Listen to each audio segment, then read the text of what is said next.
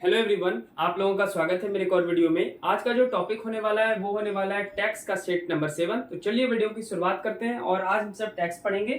देखिए, टैक्स में हम सब पहले जीएसटी पढ़ चुके हैं, ठीक है। आपको याद हो तो जीएसटी का मैं 6 वीडियो बना चुका हूँ, 6 सेट आ चुका है इसका और जीएसटी ऑलमोस्ट समाप्त है। जो भी करंट अफेयर्स होगा जीएसटी का वो मैं आपको करवा दूंगा। दूसरी बात, अब जब जीएसटी समाप्त हो गया है तो टैक्स का एक पार्ट तो हम सब पढ़ लिया और ये इनडायरेक्ट टैक्स के अंतर्गत आता है। लेकिन जीएसटी से पहले भी इनडायरेक्ट टैक्सेस था और उससे पहले क्या टैक्स का अवधारणा था और कौन कौन से प्रकार के टैक्स होते हैं, इसको समझने का हम सब प्रयास करेंगे, ठीक है। गाड़ी में सबसे लास्ट डिब्बे में जीएसटी था, तो लास्ट डिब्बे में हम सब पहले ही पहुंच गए। अब बाकी डिब्बा छूट गया तो आप सारे डिब्बे को कवर करेंगे, ठीक है। तो अगर आप शुरुआत करें टैक्स के तो टैक्स के इंट्रो पार्ट से शुरू करेंगे और फिर बढ़ते बढ़ते लास्ट पार्ट में पढ़ेंगे क्या जीएसटी, और जीएसटी हम सब ऑलरेडी खत्म कर चुके हैं। 6 सेट बना हुआ है चैनल पे, जाकर आप देख सकते हैं, ठीक है। अब देखिए क्या होगा कि अब जब टैक्सेशन शुरू हो चुका है तो टैक्सेशन के ऊपर बहुत सारे ऑब्जेक्टिव आपको बनाने पड़ेंगे और ऑब्जेक्टिव के लिए मैं आपको आज से या आज रात में या फिर कल सुबह आपको 20 क्वेश्चन मिलेगा टैक्सेशन का। अब भाई इसका टैक्स कहाँ होगा, मतलब टेस्ट कहाँ होगा, ये मैं आपको बता देता हूँ। तो टेस्ट का मैं अलग से चैनल आप सबके लिए ओपन किया हूँ टेस्ट का, ठीक है। इसमें सिर्फ उस चैनल पे टेस्ट होगा और इस टेस्ट चैनल का नाम है कीप राइट ओनली टेस्ट, ठीक है। सर्च कर लेंगे आप सब कीप राइट WRITE, लिंक मैं दे दूंगा, कीप राइट ओनली टेस्ट, ठीक है। तो इसको आप सब सर्च कर लेंगे, ठीक है। कीप राइट ओनली टेस्ट, इस पे आपका 20 क्वेश्चन टैक्सेशन का टेस्ट होगा और खास करके जीएसटी का टेस्ट होगा, क्योंकि जीएसटी में सेट 6 तक पढ़ा चुका हूं, ठीक है। बाकी आज जो पढ़ाऊंगा सेट 7 वो भी उसमें इंक्लूड कर दूंगा। तो चलिए अब बिना देरी किए हुए आगे हम सब शुरुआत करते हैं। तो आई होप कि आपको समझ में आ गया होगा कि जीएसटी सबसे लास्ट डिब्बा था जिसको हम सब ऑलरेडी कवर कर चुके हैं और अभी आपके एग्जाम में लेट है। मुझे पता है अभी भी मैं वीडियो नहीं डाल पा रहा था, आप सब बहुत ज्यादा कमेंट भी करते हैं, ठीक है, ये मुझे पता है, लेकिन अभी आपके एग्जाम में देर है। हाँ, लेकिन हम सब थोड़ा थोड़ा अभी से करेंगे, ठीक है। इसलिए मैं हड़बड़ा के वीडियो नहीं डाल रहा था। 3 जुलाई को जब लेखपाल का मतलब एग्जाम होने वाला था तो मैं बहुत सारा वीडियो आप सबके लिए तुरंत तुरंत लाया था। हमको लगा कि एग्जाम होगा, लेकिन अभी आपके एग्जाम में टाइम है। आराम से समझ के रखिए कि 2 से 3 मंथ दोनों एग्जाम में टाइम है। बिजली वाले में तो समझ के रखिए 6 माह ही है और लेखपाल वाले में कम से कम 3 महीना तो मुझे लगता है और लगेगा।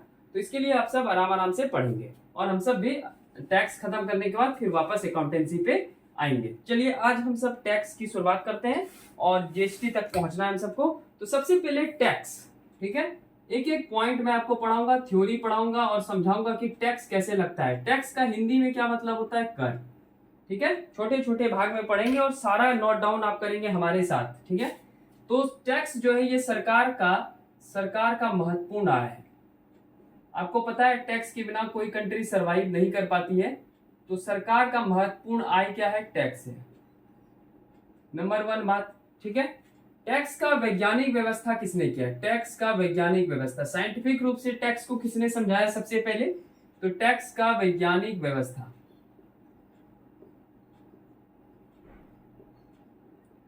टैक्स का वैज्ञानिक व्यवस्था एडम स्मिथ द्वारा किया गया। किनके द्वारा किया गया था, एडम स्मिथ। इन्होंने धन का विज्ञान ऐसा भी कहा था, ठीक है। तो एडम स्मिथ द्वारा किया गया था, इसको याद रखेंगे, ठीक है। इसको आप सब याद रखेंगे, इसको मिस नहीं करना है, ये सब ऑब्जेक्टिव में आपसे पूछ लेगा। भारत में वैज्ञानिक तरीके से कर लाने का श्रेय किसे है। अभी ये इंट्रो चल रहा है, अभी मैं आपको टैक्स नहीं बता रहा हूं। भारत में टैक्स सिस्टम जो है, टैक्स लाने का श्रेय किसे जाता है, या टैक्स लाने का श्रेय या लागू करने का श्रेय, जो भी आप बोल लें। भारत में टैक्स लाने का श्रेय या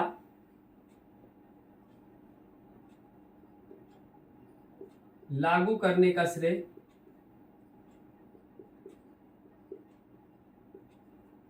अंग्रेज को जाता है, ठीक है। किसे जाता है, अंग्रेज को। अब ये क्वेश्चन नहीं आएगा, लेकिन अंग्रेज ज्यादातर वैसा कर लगाया, 2 टाइप का कर अंग्रेज लगाता था हमसे के ऊपर। कैसा कैसा कर लगाता था, तो या तो आप चुकाने के लिए एबल ना हो, मतलब आप सक्षम ना हो, आप कर चुका ही नहीं पाएंगे, सक्षम नहीं होने वाला कर, सक्षम नहीं हो आप, या फिर आप बेईमानी से चुकाए।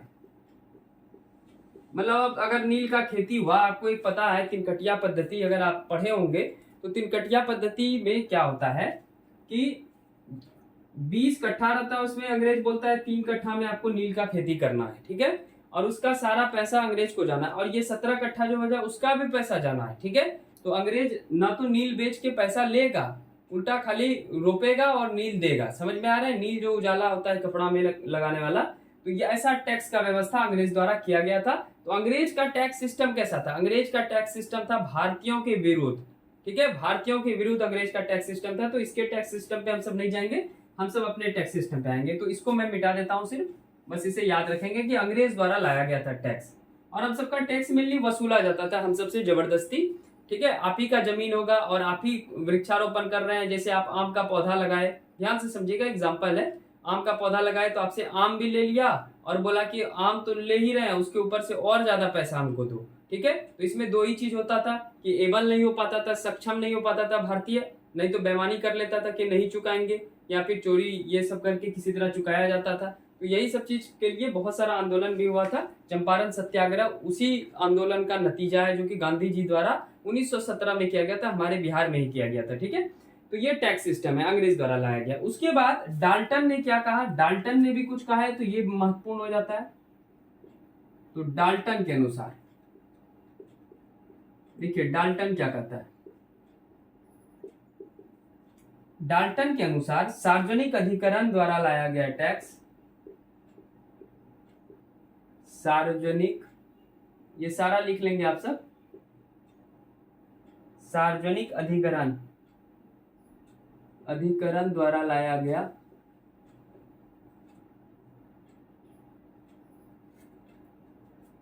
कर या लगाया गया कर, लगाया गया कर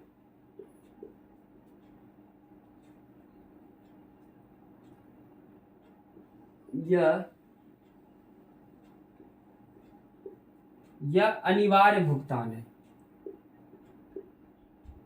यह अनिवार्य भुगतान है, ठीक है, कंपलसरी भुगतान है। देखिए डाल्टन ने बताया कि सार्वजनिक अधिकरण यानी सरकार द्वारा जो आपका कर लगाया जाता है, ये अनिवार्य भुगतान है, आपको कंपलसरी है। कोई भी कंट्री का अगर बेस समझे तो कोई भी कंट्री चलेगी कैसे? कोई भी कंट्री, अगर भारत की ही बात करें, अगर मैं भारत का ही बात करता हूं, चलिए यहाँ पे मैं मैप बना देता हूं।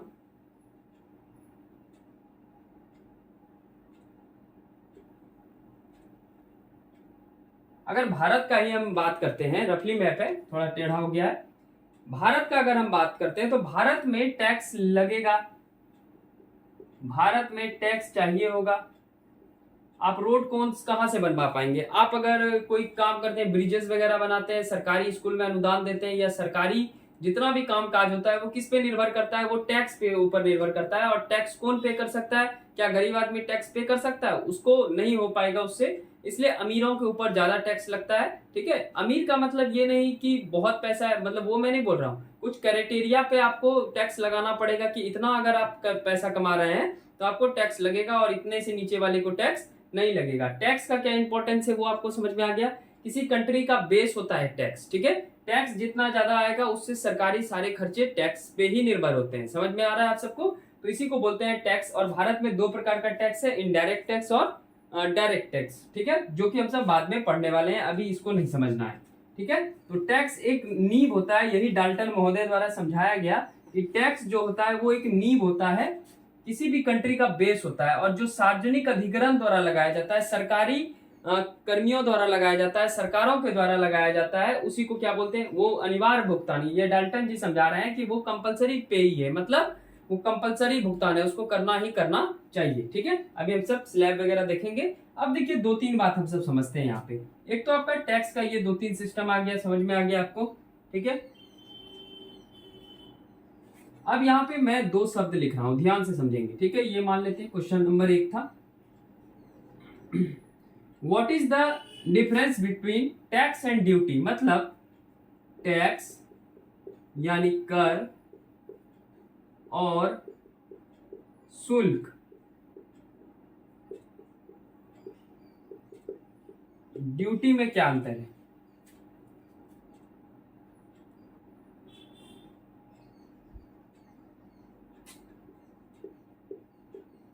ड्यूटी में अंतर। समझिएगा, ये क्लास समझाने वाला है, अभी ये नहीं समझेंगे तो आगे आप स्लैब वगैरह कुछ नहीं समझेंगे, ठीक है। फिर आपको पूरा एकदम टैक्स समझ में ही नहीं आएगा। चलिए, टैक्स और शुल्क में क्या अंतर है, ध्यान से समझने का प्रयास करेंगे। टैक्स, सबसे पहले मैं बात कर लेता हूं टैक्स के ऊपर। तो भैया टैक्स क्या है, ये भी भुगतान है और ये भी भुगतान है, लेकिन अंतर तो कुछ होगा। टैक्स और शुल्क में क्या अंतर है, टैक्स और शुल्क लगभग एक है, लगभग, ठीक है। मैं क्या बोल रहा हूँ, लगभग एक है, पर कुछ थोड़ा बहुत डिफरेंस है। टैक्स में क्या डिफरेंस है, तो यह अनिवार्य भुगतान है, जैसा कि डाल्टन महोदय ने कहा है, यानी ये आपको पे करना ही करना है। अगर आप कोई क्राइटेरिया में आते हैं तो आपको पे करना ही करना है, तो यह अनिवार्य भुगतान है। इसको समझेंगे, उसके बाद मैं इसके ऊपर ऑब्जेक्टिव करवाऊंगा अपने नए चैनल पे, कीप राइट ओनली टेस्ट पे, ठीक है।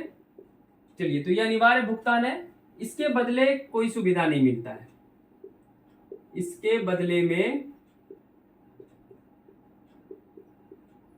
कोई सुविधा नहीं दिया जाता है। समझ रहे हैं बात से, टैक्स के बदले में आपको कोई ऐसी सुविधा नहीं मिलती है। आप जो मेहनत करते हैं उल्टा पैसा कमाते हैं और सरकार को पे करते हैं, मतलब अपने कंट्री को पे करते हैं, ठीक है, जो कि जरूरी भी है, मैं बताया आपको। शुल्क क्या होता है, तो शुल्क अल्पकालीन है। शुल्क क्या है, अल्पकालीन है। या ड्यूटी जो है, इसका मतलब क्या है, ये अनिवार्य भुगतान नहीं है, ठीक है। मंदिर में प्रसादी लेना है आपको, आपको रसीद कटाना पड़ेगा 100 रुपए का, ठीक है, 100 रुपए का रसीद कटाना पड़ेगा। आप नहीं भी कटाएंगे तो आप प्रणाम करके आ सकते हैं। तो इसलिए शुल्क जो है ये अनिवार्य भुगतान नहीं है, आपको मन है तो दीजिए, नहीं मन है तो नहीं दीजिए। अब आप 100 रुपए मिठाई के बदले में जब आप देंगे तो आपको क्या मिलेगा, कुछ विशेष सुविधा मिला, तुरंत ही मिला, तो आप 100 पे किए और 100 के बदले में आप मिठाई लिए प्रसादी के रूप में, तो इसी को बोलते हैं शुल्क। तो शुल्क क्या है, यह अनिवार्य भुगतान तो नहीं है, और इसके बदले में, शुल्क के बदले में विशेष सुविधा मिलती है, ठीक है, ये आपको याद रखना है। इसके बदले में विशेष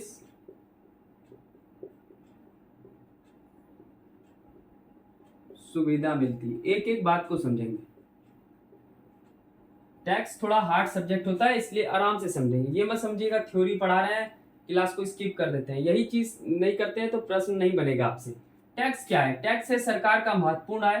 टैक्स का वैज्ञानिक व्यवस्था एडम स्मिथ किया, इसको जरूर अंडरलाइन कर लें, कहीं भी प्रश्न आ सकता है, ठीक है। भारत में टैक्स लाने का श्रेय अंग्रेज को जाता है, इसको भी आप याद रखें, श्रेय लागू करने का श्रेय अंग्रेज को जाता है। डाल्टन के अनुसार सार्वजनिक अधिकरण द्वारा लगाया गया कर यह अनिवार्य भुगतान है, जैसा कि मैं बोला कि सरकार द्वारा जो भी टैक्सेस लगाया जाएगा वो कंपलसरी भुगतान है, ठीक है, वो आपको पे करना ही करना है। अब मैं दूसरा क्वेश्चन में आपको समझाया कि टैक्स और शुल्क में क्या अंतर है, what is the difference between tax and duty. तो टैक्स के बारे में बताया कि ये अनिवार्य भुगतान है, अगर आप थोड़ा अधिक कमाते हैं तो आपको उसका कुछ हिस्सा सरकार को देना है, और वो देना ही पड़ेगा, ठीक है। इस कंट्री में अगर आप रहते हैं तो इस कंट्री में टैक्स भरना ही पड़ेगा, चाहे हम रहें या आप रहें। इसके बदले में कोई विशेष सुविधा नहीं दी जाती है, ठीक है। लेकिन शुल्क के बारे में मैं क्या बताया, शुल्क ये कंपलसरी नहीं है, ये कंपलसरी आप पे नहीं कर रहे हैं। आपको मैं बताया जैसे एग्जांपल में कि मंदिर में आप जा रहे हैं, वहां पे आपको प्रसादी लेने का मन है तो लीजिए, नहीं मन है तो नहीं लीजिए। ऐसा तो नहीं है पंडित जी आपका हाथ पकड़ के जबरदस्ती शॉपकीपर वाले के पास ले जाएंगे कि नहीं लेना ही पड़ेगा, ऐसा नहीं होता है। तो अगर आप लेने का मन है तो लीजिए। अब जैसे आप पे करेंगे तो उसके बदले आपको विशेष सुविधा मिला, विशेष सुविधा के मतलब क्या हुआ, आपको बदले में कुछ तुरंत मिला, प्रसादी मिला, तो उसी को बोलते हैं हम सब विशेष सुविधा। तो शुल्क जो है इसी को बोलते हैं और टैक्स इसी को बोलते हैं, ठीक है। तो ये अभी तक हम सब टैक्स के बारे में थोड़ा बहुत जाने। अब चलिए हम सब क्लासिफिकेशन ऑफ टैक्स पढ़ते हैं, ठीक है। आई होप कि ये समझ में आ गया होगा। आप सब वीडियो रोक करके आराम से इसको लिख लेंगे, ठीक है। मैं 1 सेकंड का समय दे देता हूं।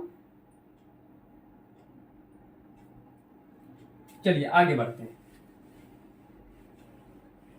अब हम सब यहां से प्रत्यक्ष कर और अप्रत्यक्ष कर में तुरंत नहीं आना है, अभी बहुत सारे टैक्सेस बाकी हैं, ठीक है। अभी समझेंगे क्या क्या टैक्स होता है, कैसे टैक्स लगता है, ठीक है। तो आप सब लिखेंगे तीसरा नंबर, करों का वर्गीकरण, यानी क्लासिफिकेशन ऑफ टैक्स, वर्गीकरण। ध्यान से समझेंगे, कोई भी क्वेरीज होगा तो कमेंट सेक्शन खुला ही रहता है, वहां पे आप कमेंट कर देंगे, मैं अगले क्लास में उसको सॉर्ट आउट कर दूंगा। पहला जो करों के वर्गीकरण में है, तीसरा का पहला, यह है समानुपातिक कर, प्रोपोर्शनल टैक्स। समानुपातिक कर, समानुपातिक कर, प्रोपोर्शनल टैक्स इसको बोलते हैं। क्या बोलते हैं? Proportional tax. डिफिनेशन देखिएगा, एक एक टैक्स को क्लियर रूप से समझेंगे, इस पे ऑब्जेक्टिव मैं दूंगा, ठीक है। जब सभी प्रकार की आय पर एक समान कर हो तो उसको समानुपाती कर कहते हैं। जब सभी प्रकार की आय पर एक समान कर हो तो उसको कौन सा कर बोलते हैं? समानुपातिक कर कहते हैं, ठीक है। तो इसका डिफिनेशन होगा, जब सभी प्रकार की आय पर, जब सभी प्रकार की आय पर एक समान कर हो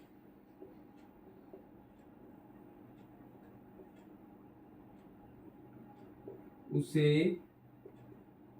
समानुपातिक कर कहते हैं।